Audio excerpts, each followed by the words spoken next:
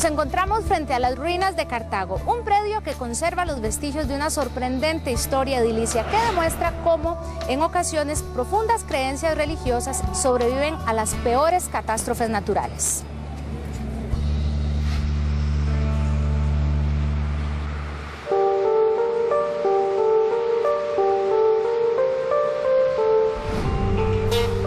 Lo llamamos este sitio las ruinas de Cartago.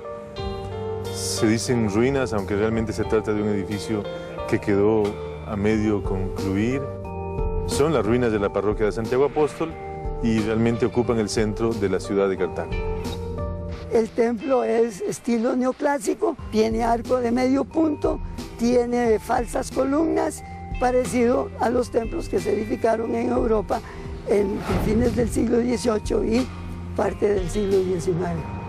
Estas ruinas se encuentran en el mismo lugar donde había sido edificada la primera parroquia que los españoles, como era la costumbre, construyeron al fundar la ciudad. De acuerdo a la tradición española, se trazaba la ciudad con una plaza central, que es la que está frente a este templo, y al lado este de esa plaza, el terreno para la iglesia. Era un pequeño ranchito de paja. Era una ciudad sumamente pobre, un pueblo sumamente pobre. A veces resulta paradójico que lo hayan llamado Costa Rica. La primera iglesia fue construida de madera y paja, pero fuertes tormentas la derribaron. La segunda fue hecha con tierra y adobe, pero tampoco pudo sobrevivir a las intensas lluvias que se dan en esta región. Con los años y con los siglos, la iglesia fue sustituida poco a poco por otras construcciones, muchas de ellas todavía de paja, y alguna vez empezaron a construir una iglesia que es la anterior a esta. Es una iglesia de cal y canto, de muros de barro con piedras, ¿verdad? En esta iglesia se desarrolló el culto y tuvo lugar todo lo que se relacionaba con el desarrollo de la iglesia. Con los años, aquella iglesia de cal y canto sufrió los embates de un terremoto en el año de 1841, que se llama el terremoto de San Antolín, y parece ser que la iglesia no quedó demasiado deteriorada. A pesar de ello, era pequeñita y los cartagos decidieron hacer un edificio memorable. La construcción de este edificio comenzó con gran ímpetu, pero con el paso del tiempo y por lo costoso de la obra, se fue perdiendo ese entusiasmo inicial. Y por esas cosas de la vida y por la desidia y la falta de entusiasmo, se alargó mucho la construcción. Realmente, cuando el obispo Storck, hacia 1904, regañó a los cartagos y le dijo qué pasó con la parroquia, ellos retomaron la idea y una serie de personajes asumieron la responsabilidad y comenzaron a levantar las paredes de este edificio. Muy poco tiempo faltaba para inaugurar la obra, pero sucedió un hecho que no estaba en los planes de los protagonistas. Una catástrofe natural terminó con el sueño de finalizar la construcción de este gran edificio. El 4 de mayo de 1910 hubo un gran terremoto de por ahí 7 a 7.9 de la escala Richter. El terremoto dejó la ciudad completamente destruida. El edificio este colapsó un poco. Creo que podrán ver un poco las piedras movidas. El templo quedó, según algunos historiadores, muy mal. Otros dicen que no estaba tan mal y que podría haberse reedificado.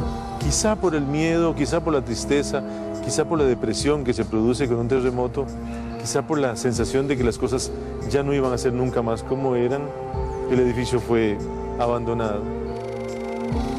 La parroquia se había pasado a la iglesia de San Nicolás, que hoy día es la Catedral de Cartago, y las ruinas siguieron en su testimonio permanente de una cosa que quedó sencillamente sin concluir. En la actualidad, las ruinas de la parroquia Santiago Apóstol permanecen como testimonio del gran sueño que los habitantes de Cartago mantuvieron durante siglos, a pesar de las circunstancias adversas. El edificio aspiraba a mucho. El edificio es uno de los 3 edificios de piedra que hay en Costa Rica. Realmente es un perpetuarse en la historia. Un edificio de piedra solo lo tienen aquellos pueblos que logran en su historia permanecer. Para el Cartago Las ruinas son símbolo de su propia realidad. Son un edificio muy elegante. No está concluido, pero son de una gran elegancia y de un gran estilo, ¿verdad? Es el mejor edificio de la ciudad, sin duda alguna.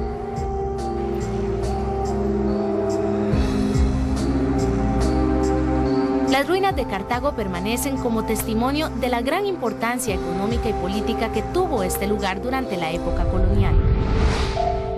Muy cerca de las ruinas de la iglesia de Santiago Apóstol se encuentra la Plaza de la Basílica de Los Ángeles, un lugar que fue el centro político del país antes de conseguir su independencia. Estamos en estos momentos en la Plaza de la Basílica de Los Ángeles, en la ciudad de Cartago, que fue la antigua ciudad capital de Costa Rica. Funcionó como la sede de los poderes centrales políticos durante la época colonial y es un lugar cuyo asentamiento más o menos terminó de conformarse a finales del siglo XVI. En aquella época, Costa Rica no era un territorio atractivo para los españoles, ya que no contaba con yacimientos de oro ni de plata. Pese a ello, fue uno de los últimos países de América Latina en independizarse de España. La Capitanía General de Guatemala estaba dividida en secciones, entonces podemos pensarlo como una unión de estados en ese momento que estaba conformado por lo que hoy conocemos la tradicional definición de Centroamérica, y estaba la Diputación de León, a la que correspondía Costa Rica y Nicaragua. En Guatemala se reúne el Cabildo y declara la independencia el 15 de septiembre de 1821. Esta noticia debía viajar a caballo por toda Centroamérica y a Costa Rica llega hasta el 13 de octubre de 1821. El acta de independencia en realidad viajó de la ciudad de Guatemala a León y de León en Nicaragua hacia Cartago, que era la capital de Costa Rica. El correo debía pasar por San José y luego dirigirse hacia Cartago. Entonces es muy probable que los josefinos hayan conocido la noticia de la independencia primero que la autoridad central de la provincia que estaba en Cartago.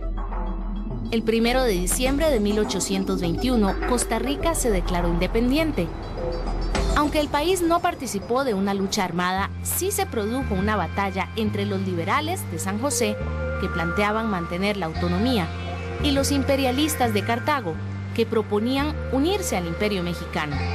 Ese conflicto tuvo lugar en 1823 en Ochomogo.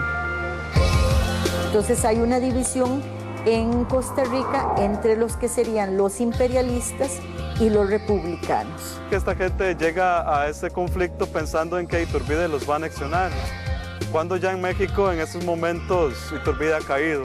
Finalmente los grupos que son republicanos pelean contra los grupos que son imperialistas y se da una batalla que empieza el 29 de marzo de 1823 en Ochomogo, que es una zona montañosa entre Cartago y San José. El conflicto militar se resuelve a favor de los republicanos, lo ganan los josefinos, incluso llegan a Cartago, que la encuentran desolada, la gente ha huido, y entonces se llevan las instituciones políticas para San José, y a partir de allí San José comienza como la capital de este país. La imagen de la Virgen de los Ángeles, que en el siglo XVIII contó con numerosos devotos entre los habitantes de Cartago, ocupó un lugar de protagonismo inesperado durante la batalla librada entre imperialistas y liberales.